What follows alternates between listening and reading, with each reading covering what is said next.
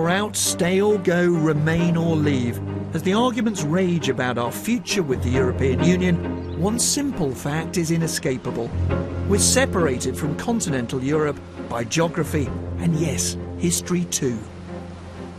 Britain has always benefited through being somewhat separate. We do feel, you know, different, partly the island nation, partly the history. When Britain does want to lead in Europe, it almost always can. You cannot have the same role than in the 19th century. It's over. For decades, one question has divided the public, has split parties, has felled prime ministers, has baffled and angered our neighbours. Is Europe something that we're part of, or is Europe something separate? Is it them or is it us? It is both, but we're special. And let's recognise that. Let's not be ashamed of that. Let's be proud of it. I think we see the EU as them. And I think, actually, this is not just us. This is now, you know, go to France, go to Germany, go to the Netherlands and talk about the EU, and it's them. It's Brussels. If people were just arriving at the door of their villa in Spain, I think the us is quite powerful. But when they get back home, sneakily, although they've been told they really shouldn't do it, it's a bit racist and nasty, they do think there's a difference between them and us.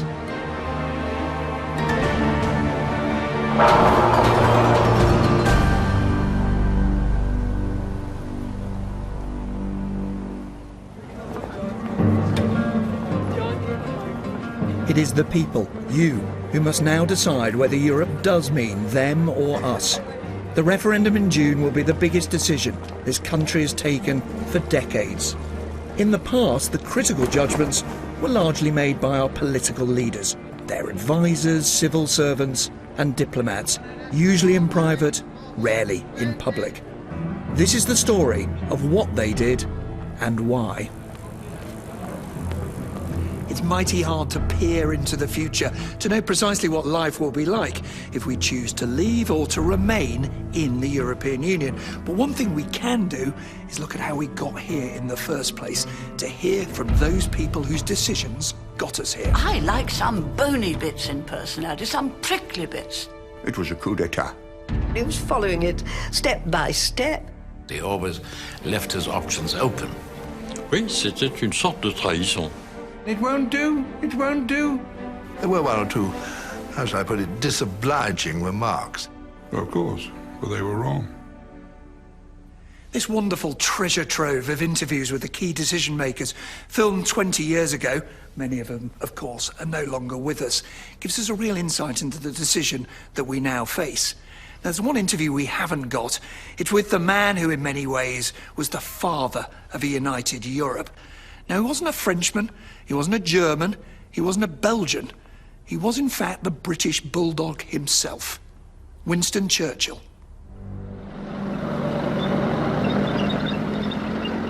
In the desperate days of June 1940, Britain's new wartime leader's first instinct was to go for full political union, quite unthinkable today. Churchill's plan in a last-ditch effort to stop France falling to the Nazis was that Britain and France would become a single country, an indissoluble union, with one war cabinet running defence and the economy on both sides of the Channel. The British cabinet backed it, but with one prophetic exception. They simply couldn't stomach the idea of a single currency. Days later, France fell, and with it at that stage, the idea of political union.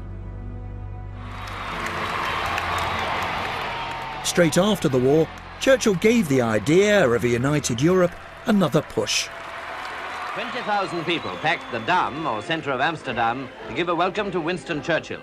And the new song, Europe Unite, was sung as he drove past on his way through the city. But it wasn't clear exactly what he meant by European Union.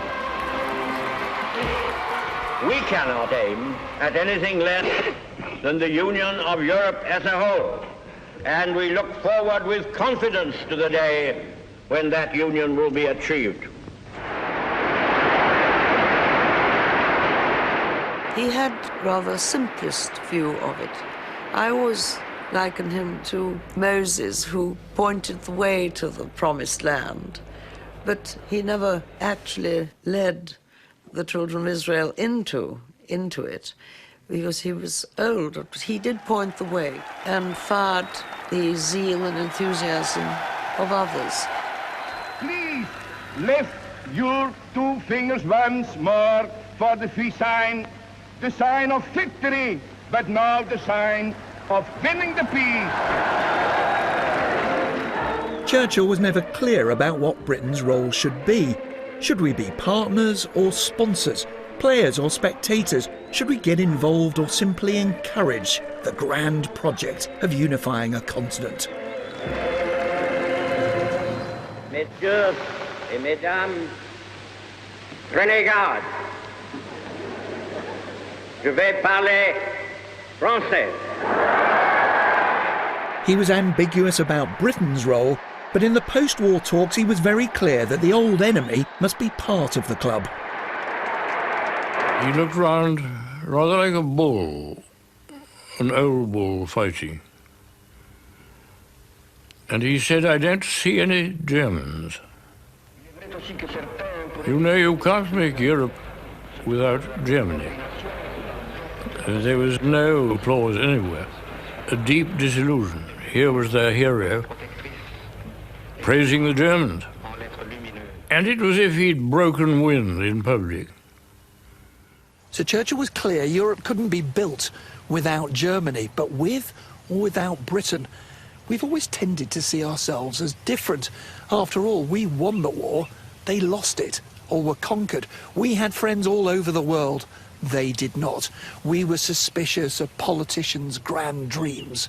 They clung on to them as they tried to recover. In the early 1950s, France had cast aside the nightmare of its recent past and was dreaming of the future. There is more glamorous elegance to a square foot in the Champs-Élysées than to a square mile anywhere else on earth. In the season of high fashion, it becomes, how would you say, an open-air studio. The French were, how would you say, drawing up designs not just for the Champs-Élysées, but for an entire continent. The political equivalent of Christian Dior was France's Foreign Minister Robert Schuman, a man with a plan. World interest focuses on the Quai d'Orsay, as 6 European nations, including Western Germany, meet for their first working session on the Schuman Plan for pooling steel and coal. Pooling steel and coal production sounds exciting. As of vital importance to the future of the European idea. They were vital because they were the ingredients of war. The plan's real aim was to prevent another one. Correspondents know that this is a front-page story. Look, Schumann's just started to speak. Oh, Lord, what we get? Oh, Lord, they're making Europe without us. Le Conseil de l'Europe, en effet. France's Foreign Minister, Robert Schuman, is the author of the bold, imaginative plan which bears his name. It is the key to the future of Europe, economic as well as political. The plan aimed to bind together old enemies, France with a Germany now led by Konrad Adenauer. It was as much about war and peace as coal and steel, politics as much as economics. Let us act rapidly, because tomorrow it might be too late. But Britain, notable absentee, has not yet made up her mind. Her absence begs the question, can the Schuman Plan possibly succeed? Britain had the chance to join from the start. The very day his plan was announced, Schuman sent his right-hand man, Jean Monnet, to London in the hope Britain would sign up. But in the draft wording was a phrase which revealed it was the beginning of a grand European design. It's a phrase still toxic today. Oh, he said, I've got it here. And he took out of his pocket a piece of paper and gave it to us to read. And this was the essence of the Schuman Plan. And it said a condition of joining would be that we would accept the principle of a federal Europe. We said, we don't think that the government will be able to accept this. Are we to understand that if we don't agree to this? You don't want us in. And he said, yes, that is the position. The idea of a federal Europe, one with powerful central institutions, didn't appeal to the British government. For 3 weeks, ministers sat on the fence until they were given 24 hours to make up their minds. I was just preparing to go home from the Treasury at 8 o'clock, and my secretary told me that a message had been received from the French that unless we had agreed to accept the whole thing by 8 o'clock the following evening, we should be excluded from all further discussions. It was almost an ultimatum, so to speak. We want to reply by such and such a date. Well, I said to my private secretary, I can't believe such a message has been sent by the French government, which up to that moment we assumed were a friendly and civilized government. And he said, well, that's just what all the ministers have said, so we're wiring back to Paris. The French wired back that this really was make-your-mind-up time, which posed a bit of a problem. The Prime Minister was away, the Foreign Secretary was in hospital, and the Chancellor of the Exchequer was ill as well. Cabinet meeting was held, rather at 2:11. There were two possible courses. One was to send a protest to this uncivilized diplomatic behavior, and the other was to ignore it. We gave what is essentially a negative reply. And the reply was somewhat delayed, partly on account of the ministerial situation, and partly because it was a very serious matter. Europe didn't wait for Britain to jump aboard. France, Germany and 4 other founder countries went full steam ahead, leaving us behind.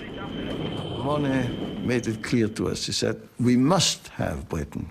You can't build Europe without Britain, but you will not get the British unless you first create facts. Britain, he always used to say, will never act on a hypothesis. It will only act on facts. We came out of the war with the fact, although to some extent an illusion, of being a victor state. We had so many other interests worldwide. So I think it's not surprising that we didn't go barging in. And I'm rather surprised that we've gone in as far as we have. That fateful decision, taken in a rush by a group of junior ministers, was only the first of many in which British politicians decided we were different. We could sit things out. We could wait for it all to go wrong. The result was that the rules of the European Club were drawn up to suit them and not us. That's something that has bedeviled Britain's relationship with Europe ever since. Britain's problem with Europe is that we didn't invent it and weren't there at the origin. And as a result of that, we've always felt that Europe was something kind of done to us and something that we were always somewhat on the fringe of.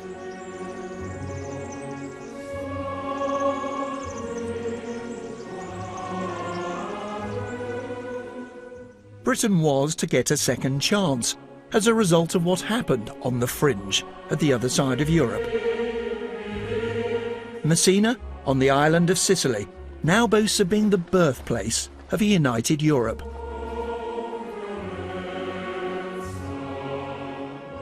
Back in 1955, it played host to the ministers of the European Coal and Steel Community, who dreamt of doing so much more. They wanted to fuse their economies into a common market, to create common European institutions, to harmonise their social policies. We thought it was little more than a dream. People didn't really believe that Europe was going to be a going concern. I remember it so well. Because Europe had made a hash of things so often. The story is that the government had said that Messina was too outlandish a place to send a British civil servant to. Whether that's true or not, I can't tell you. But that was certainly the feeling in those days, that Britain was outside. Britain did choose to stay on the outside when invited to further talks in Brussels about how to turn the Messina dream into reality. We could have had the leadership of Europe on our own terms if we'd started a little bit earlier. But we didn't, and we missed the bus. There was this yearning for British leadership Every time they dreamed up something, in the famous words of Mrs. Thatcher, we said no, no, no, and we wouldn't have anything to do with it. And this was one of the reasons why I begged to go to those early discussions. Rather than sending a senior minister, or indeed any minister, we sent Mr. Russell Brotherson, a middle-ranking official from the Board of Trade. His contributions to discussions were mainly giving the impression that he was trying to sow doubt about what we were doing. Asking questions as, you do not really believe that a customs union would be possible among countries like you, and you do not really believe that it would ever be possible to create a common agricultural market. I mean, that sort of contributions. He was sucking a pipe most of the time, and looking at us like he was the teacher of a naughty class of children. He bowed out on instructions from London, of course, saying that London thought that they knew now enough about what the validity was of the proposal, that they had come to the conclusion that it would never work, and that therefore there was no sense in him wasting any more time and energy. We didn't bother about it because he had not been playing a very active role, and we thought maybe he'd come back tomorrow, but he didn't come back and we never saw him again.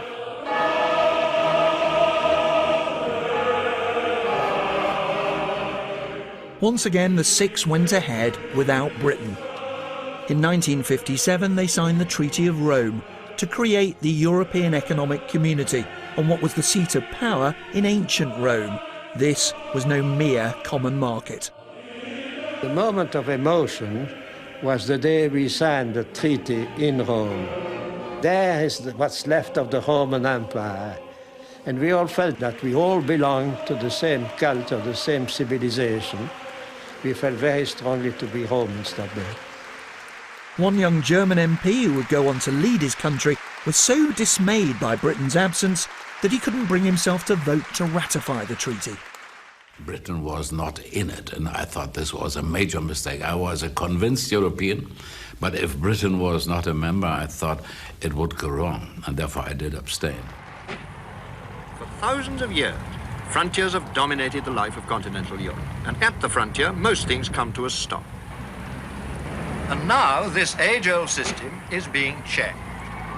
This is where many of today's arguments about freedom of movement and free trade began. Back in the 1950s, you had to queue up at customs, have your passport checked every time you drove across the border between continental countries. Lorries had to wait for hours at a time. The big idea enshrined in the Treaty of Rome was that citizens of the new European club should be free not just to buy and sell and shift money across frontiers, but to move freely as well. In the common market, the barriers are gradually coming down. The barriers to trade, the barriers to the free movement. Western Europe began to recover from the war faster than anyone had expected. And Europe is on the way to unity on the trade winds of change. At the speed she's going, the European community will be rid of all artificial barriers to trade by 1970. But Britain was in no rush to change the old ways. We had a new Prime Minister, Harold Macmillan, who embodied British ambivalence to Europe. He'd served in Churchill's wartime government and built a close relationship with the leader of the Free French, General de Gaulle. But Macmillan had become alarmed by the rapid economic growth of Western Europe, particularly Germany. He reckoned at first that Britain could only score if we nobbled Europe's new club. Macmillan was completely hostile. He said, you're going to ruin our trade. This is the end of our trade. We cannot accept that. And I'm going to fight you. Macmillan wasn't to fight for very long. He was to lead the country through an extraordinary U-turn in its attitude to Europe. Why is revealed in these government papers held in the National Archives at Kew. In a memo written before the Common Market was formed, before Macmillan was Prime Minister, he writes, "It may be very dangerous to us, for perhaps Messina, those talks that set up the Common Market, will come off after all, and that will mean Western Europe dominated in fact by Germany and used as an instrument for the revival of German power through economic means. It is really giving them on a plate what we fought 2 wars to prevent. He signs off, "I don't want this matter to slide. I believe it may be one of the most difficult that we have to deal with in the next few years. HM." HM was eventually to conclude that if you can't beat them, join them. The change itself came enormously suddenly. The ground had been shifting below, but the buildings had not shifted on top. And suddenly in June 1960, Macmillan circulated to cabinet colleagues a note asking for their department's views about the advantages and the disadvantages of joining the community. And I think to most people in Whitehall this struck like a thunderbolt.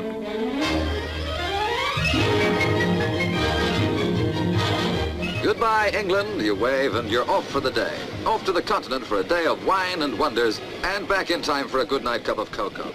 Soon, British diplomats were waving goodbye to England, popping over to the continent to get negotiating. There'll be land ahoy, a foreign land, France, yet so close to our own country that a passport really does seem a most absurd formality.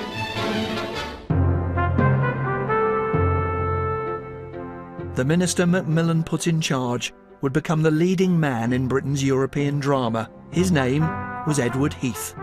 His challenge, to find ways to bring the British economy and British trade into line with the rules of the common market, which we'd had no part in writing.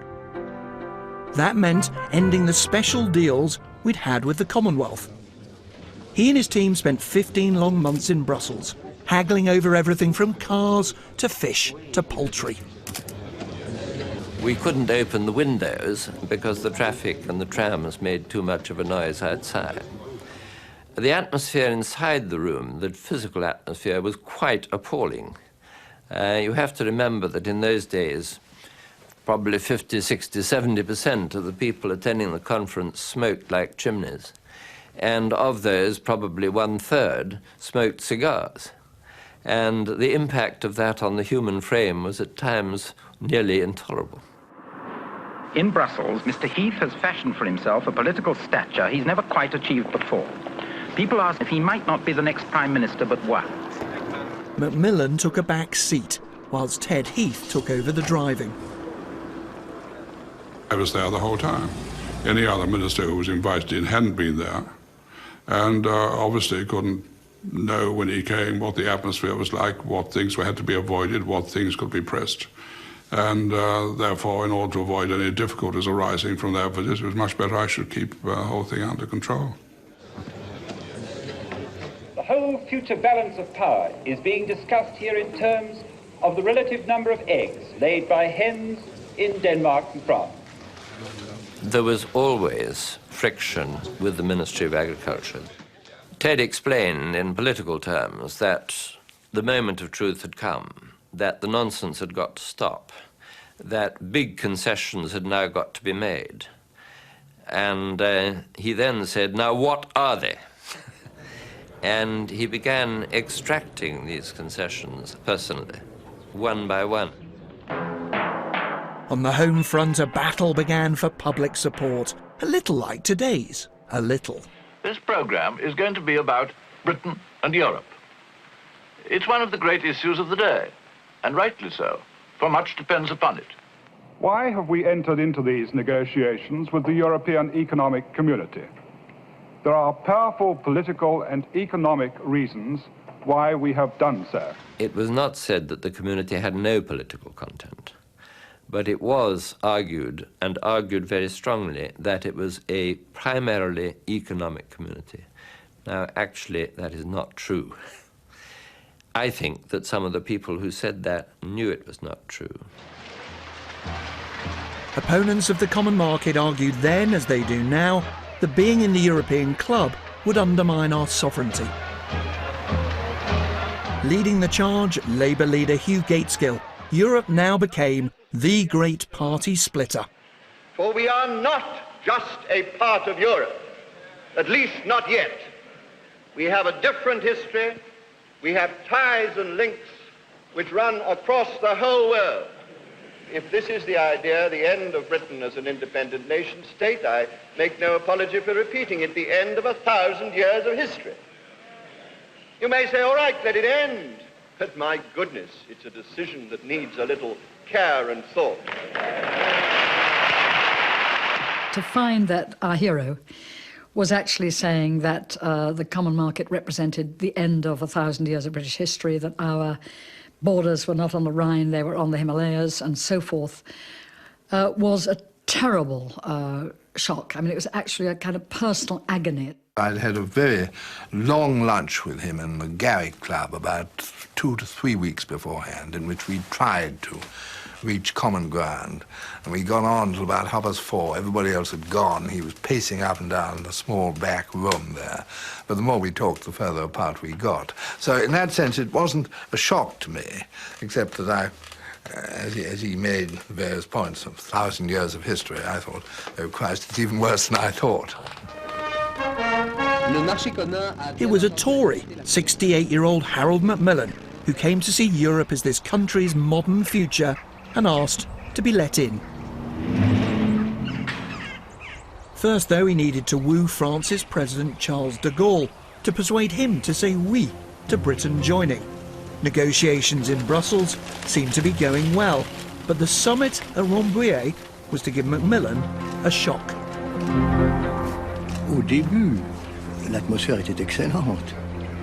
C'est à la fin, n'est-ce pas, que M. Macmillan a abordé la question de l'entrée de la Grande-Bretagne en Europe comme si c'était une question quasiment réglée déjà et qu'il suffisait d'un petit coup de pouce, n'est-ce pas, pour aboutir.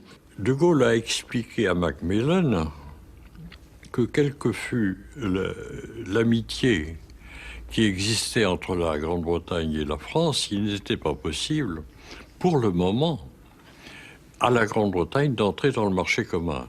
Il a certainement été profondément déçu, et je dirais même profondément blessé.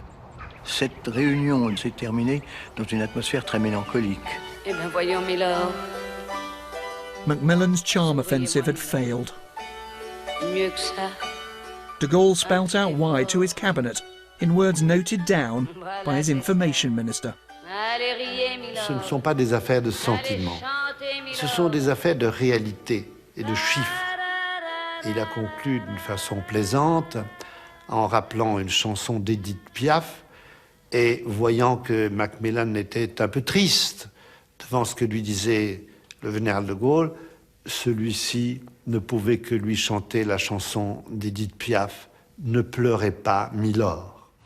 Mais vous pleurez, Milord, ça je l'aurais jamais cru.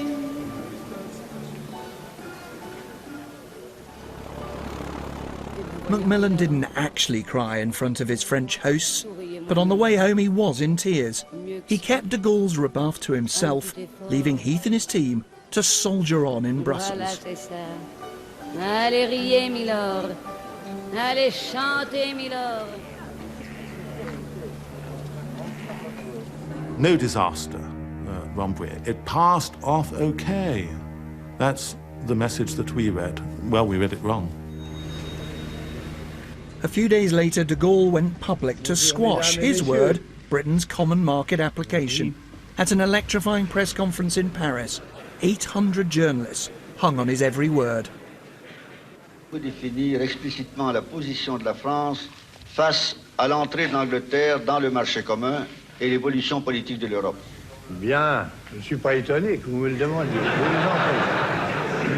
L'Angleterre, en effet, elle, est insulaire. Elle est maritime. The mood in the delegation was fury. Fury at the arrogance of the man. La nature, la structure, la conjoncture qui sont propres à l'Angleterre diffèrent profondément de celles des continentaux.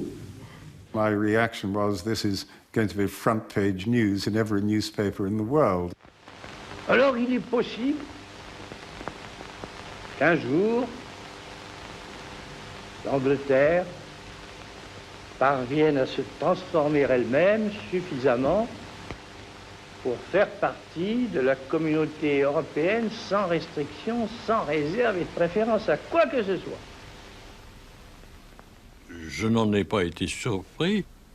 J'ai constaté que ça faisait un effet épouvantable sur mes partenaires, pas seulement sur les Britanniques, mais sur mes partenaires. It was like thunder had stricken the room. We were all flabbergasted. Ce sera un grand honneur pour le Premier ministre britannique, pour mon ami M. Harold Macmillan et pour son gouvernement d'avoir fait faire les premiers pas à leur pays dans la voie qui un jour peut-être le conduira à s'amarrer au continent. Each phrase was a new nail in the coffin of the negotiations. And I think only by the end of it did we all realize that this was in fact tantamount to a veto. Mais vous pleurez. Macmillan's silent agony at the betrayal by a wartime colleague finally boiled over. If there was an objection in principle, we should surely have been told so from the start.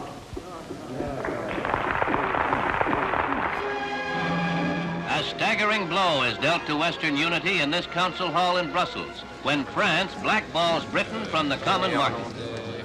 The formal veto came from de Gaulle's Foreign Minister Maurice Couve de Merville, who only 2 weeks before had convinced Ted Heath that British entry would not be blocked. Couve laid the blame entirely on the British, that we refused to accept community disciplines here and there and so on. You asked about my own reaction.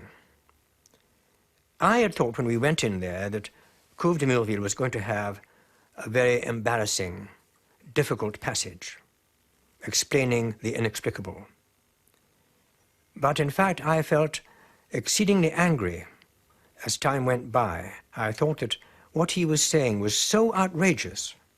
Any sympathy I might have had for him quickly evaporated. Mes partenaires étaient très mécontents, naturellement, de ma position, et ils me faisaient des reproches incessamment. Edward Heath, then unbelievably calm, took up Couve's points one by one. He didn't say, this is an outrageous travesty and so on, in judicial fashion, really, the learned QC type approach. He destroyed all these arguments, pointing out that we had agreed to this, we had agreed to that, we had agreed to that. Completely demolished Couve's argument. The French were very definitely them, but on this occasion, the other 5 member states almost became us. The British delegation got up to go, and all the 5 ministers, not Couve, but the representatives of the other member states, all lined up to congratulate. At least I say that, and it's a slip of the tongue, but it's an interesting slip of the tongue, because it was a very warm farewell. These hard-nosed, very experienced old hands, I was surprised to see so many of them visibly moved, and moved to the point of tears. Do you accept it was a betrayal by the French? Oui, c'était une sorte de trahison.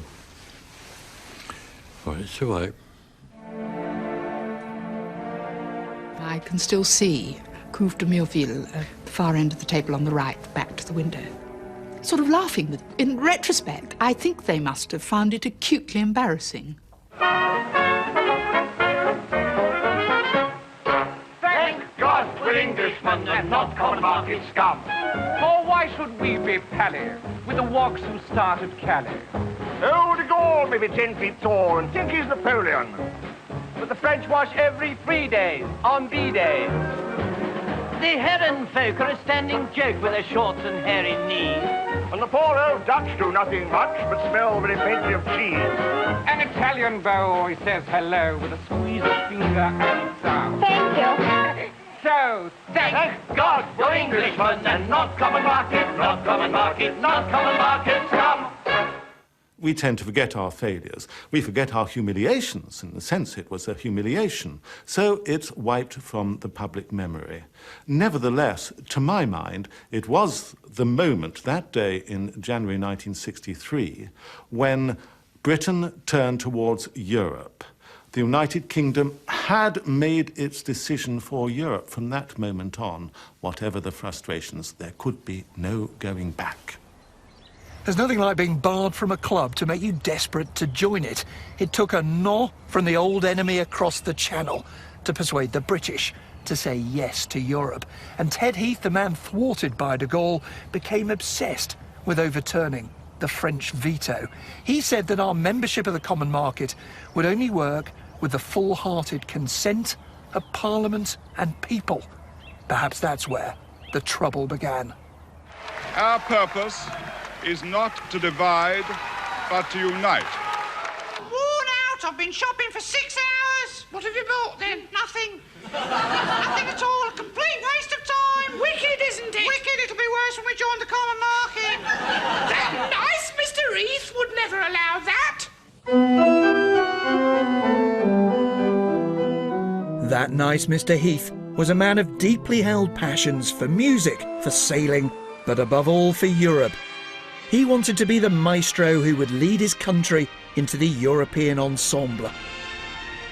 In the 1930s, he'd seen for himself the horrors of Nazi Germany.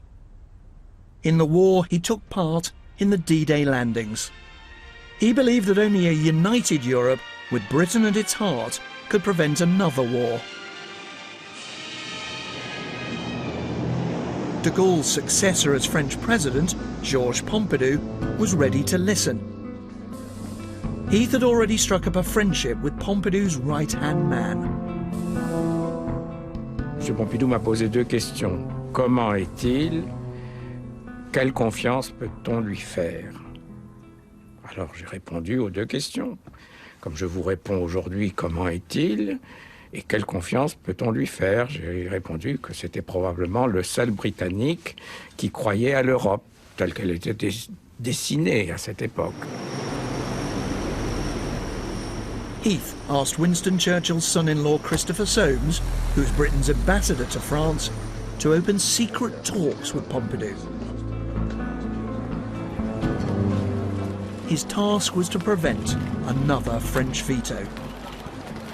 One aspect of it was the astonishing fact that President Pompidou conducted these very important talks without the knowledge of either his own Prime Minister Chaban-Delmas or his Foreign Secretary Maurice Schumann.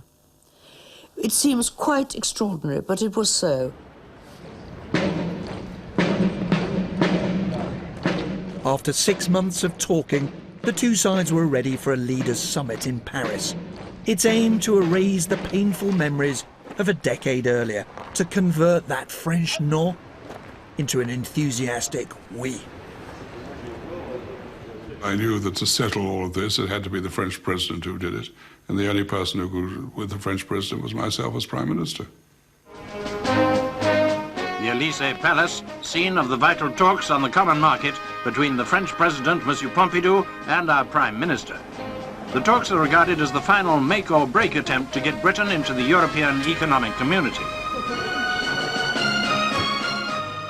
Ted Heath was a very thorough man, and I remember him sitting out and people coming and talking to him about New Zealand butter, talking to him about the Sterling area, talking to him about the financial arrangements, talking to him so that he really absorbed into himself the detail of the discussion.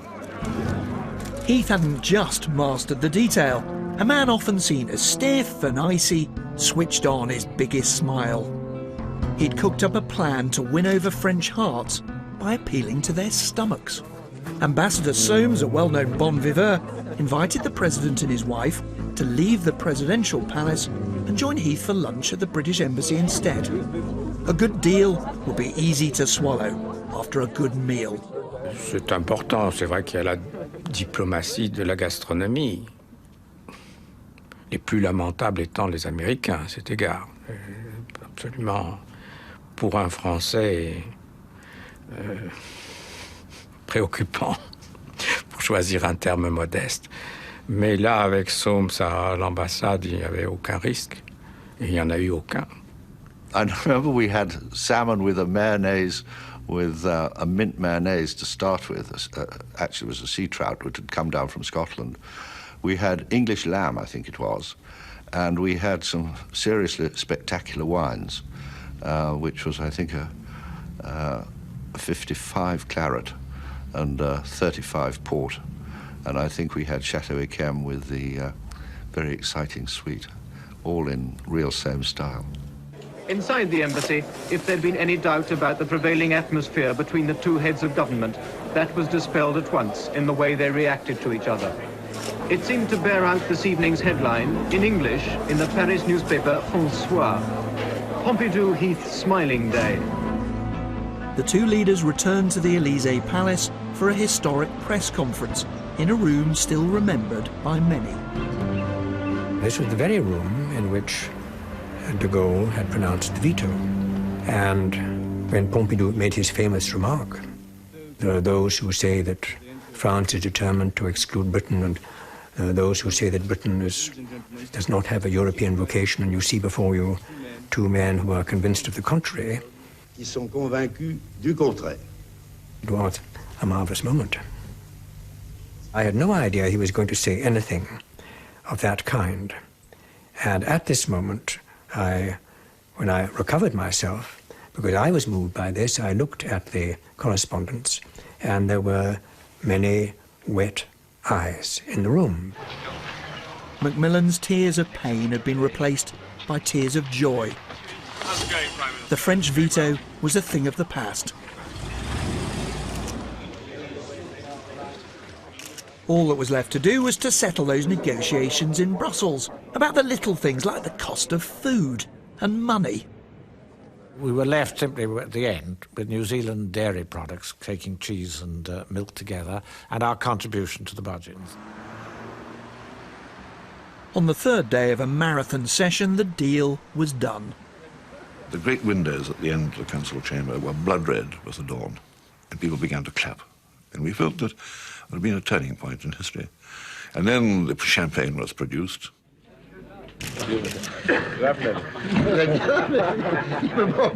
You can turn it into a loving cup. Ça commence bien. Look at the other side of the glass. But there were those back home who weren't in love with Europe. Tower Bridge was opened when a mini armada of England's fishermen sailed their boats up the Thames to protest against the government's fishing terms for entry into the common market. The men were making the trip upriver because they believed that Mr. Ripon, Britain's chief common market negotiator, is selling them down the river. It all went very well. There was general approval of what had been achieved. Obviously, critics were still saying we'd given away too much, but the general impression was that it was all right. It was virtually over. Far from it. Getting a deal in Europe is one thing. Getting a deal in the House of Commons is quite another.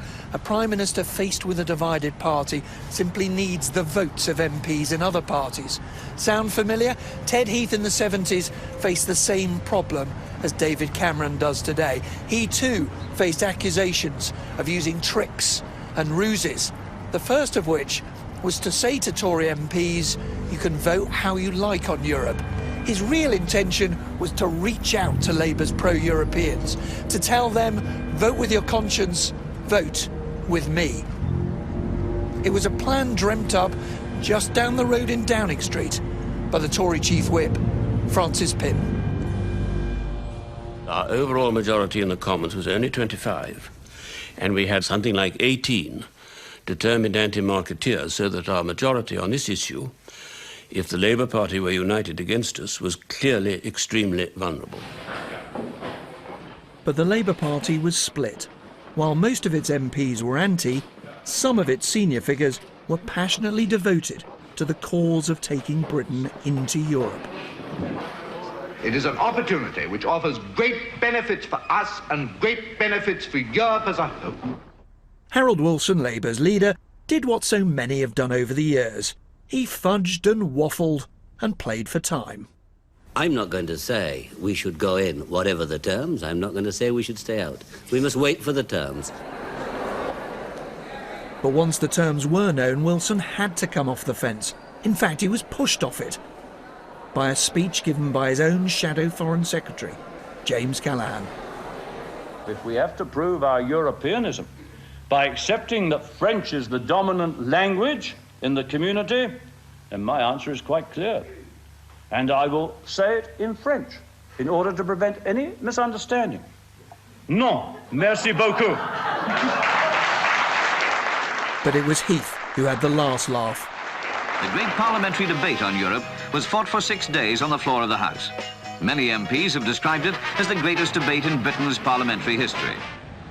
Dozens of Labour MPs broke ranks with their leader, voting with a Tory Prime Minister and their consciences to say yes to Europe. We watched sort of hawk-like as each person broke away and came into the lobby, and everybody was being watched very closely to see what way they went and how they voted. But we had a sense almost, I think, of solidarity that made it actually quite hard not to vote in the yes lobby. And then the tellers came in, and this enormous majority was announced, mainly because Roy Jenkins had had the courage to lead 68 Labour MPs into the ayes lobby to vote for it. And there was pandemonium on the Labour benches. It's one of the few times, I think, ever I've heard in the House of Commons bad language being used. You know, it's not the kind of thing you normally do, but bad language was used that night. I remember someone crying out at Roy Jenkins, "Fascist bastard." It was an ugly moment. There were one or two, how shall I put it, disobliging remarks. The parliamentary vote was in favour of joining the Six with a majority of 112 for the government.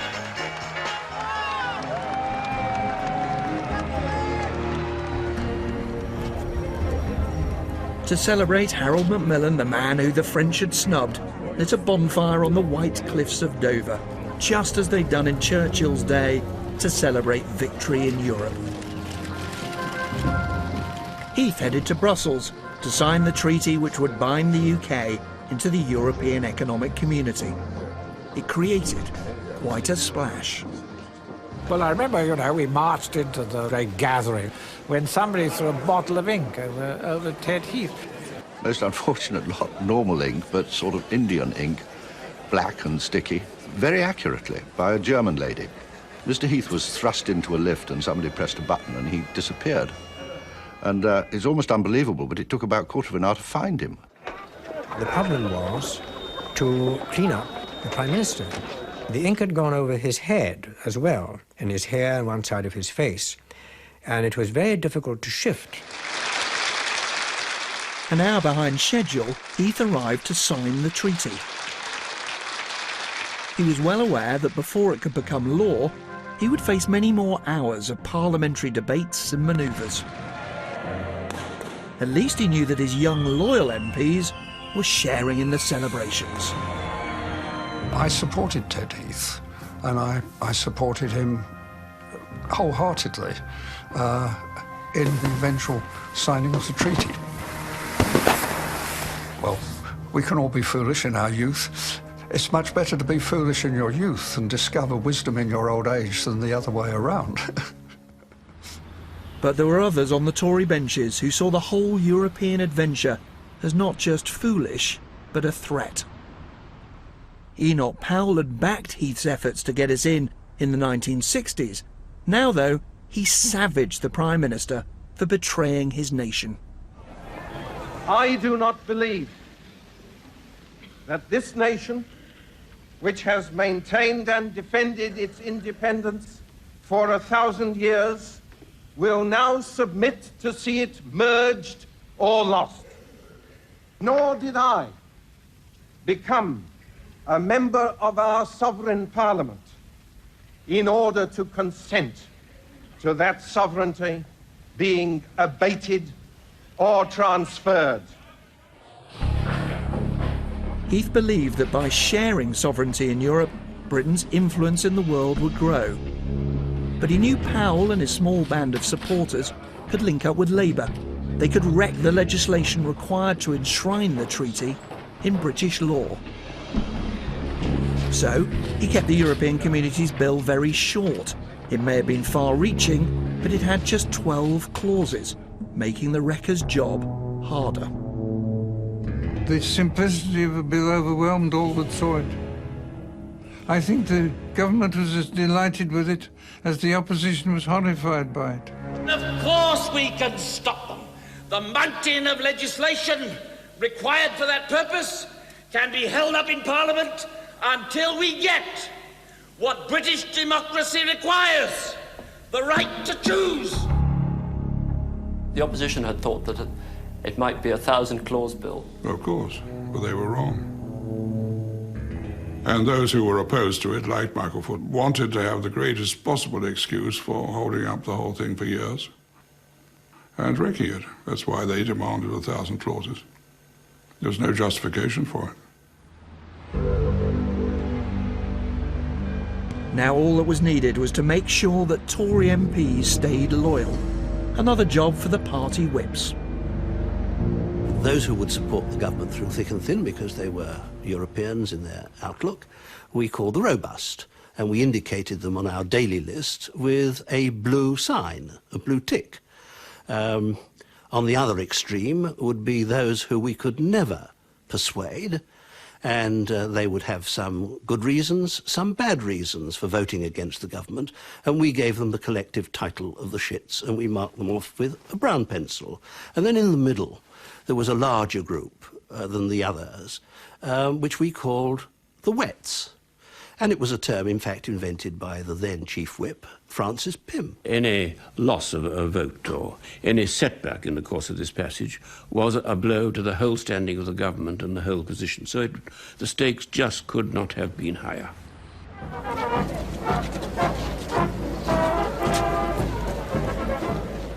But with anti-common market demonstrators on the streets, accusing Heath of betraying Britain, he needed every vote he could get. Pro-market Labour rebels didn't have the nerve to keep Defiant their party on block. So Heath's party managers had one more ruse. They did secret deals with sympathetic Labour MPs. The Labour Party knew, and those pro-Europeans in the Labour Party knew, that I wasn't asking for anything excessive, that I had my back to the wall, and when we needed a bit of help, they provided it, and they knew we were not asking for anything excessive. We always knew, and the whips knew, that if they were wanted, they would come. How did you know that? In the usual way. A secret back channel was arranged between the government and pro-common market Labour MPs. For years afterwards, those in the know still didn't want to talk openly about it. Well, there was no collusion in which I was involved, but the government was never defeated. I think I was sort of kept away from anything like that. People disappeared, they went to the films, they just didn't show up and so forth. There was quite a bit of quiet understanding that there were certain amendments where it was better for people to just find themselves, you know, speaking at a meeting in Little Gainsborough or something, so that they wouldn't be there. Details of the secret channel were kept by a little-known Labour backbencher, John Roper, in a big red book. Its pages enabled him to guarantee there would be just enough Labour abstentions for Heath's government to win every vote. The tactic was to try and ensure that we got the bill through, but without having a phalanx of 20 to 25 Labour pro-Europeans who were abstaining right through the bill. I knew the people who I could rely on, and I knew others who I could turn to when it was necessary. It was a secret. It was a secret arrangement. I mean, everybody knew what was happening. How it was happening, nobody quite knew, and that seemed to me very satisfactory. It was enough to seal Britain's membership of the European Community, now the EU. It was not enough to silence those dismayed that we joined without the full-hearted consent of Parliament and people. In Brussels, British residents saw in the new year with a celebration of the fact that Europe now meant us, not them. Officially, we became members at midnight local time, but to make doubly sure, they kept things going for another hour until midnight Greenwich time sounded in London. I don't think that people understood. They didn't care. They didn't take any notice of a bill being passed which solemnly renounced the supremacy of Parliament in legislation, in control of finance, and which subordinated the courts of this country to the courts of the European community. But we were imbued with the idea that we were building something big, something important for the future of Europe and for the future of the world, and that inevitably there are changes which come then. And that was a price which we had to pay. It was a coup d'etat by a political class who didn't believe in popular sovereignty. That's what it was a coup d'etat. The power was seized by parliamentarians, they seized power that didn't belong to them, and they used it to take away the rights from those they represented. That's how I saw it. Ted was right when he said you could only do a thing like this with the full-hearted consent of the people, but he knew he hadn't got it. And this is coming home to roost upon his successors. After the long years of haggling and all the politicking, all we had to do was hand over our signed membership documents. But even here, the ceremony was in a low key. The letters were accepted by one of the departmental directors general on the 15th floor landing.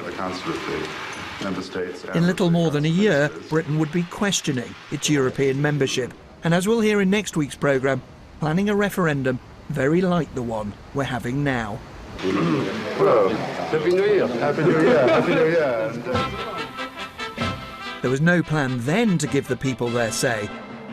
Instead, the Queen was escorted by her Prime Minister to his fanfare for Europe, a grand celebration at the Royal Opera House in Covent Garden. Europe was now officially us. Let us pause to consider the English, because every Englishman is convinced of one thing, viz., that to be an Englishman is to belong to the most exclusive club there is. A club to which benighted bounders of Frenchmen and Germans and Italians, etc., cannot even aspire to belong, because they don't even speak English.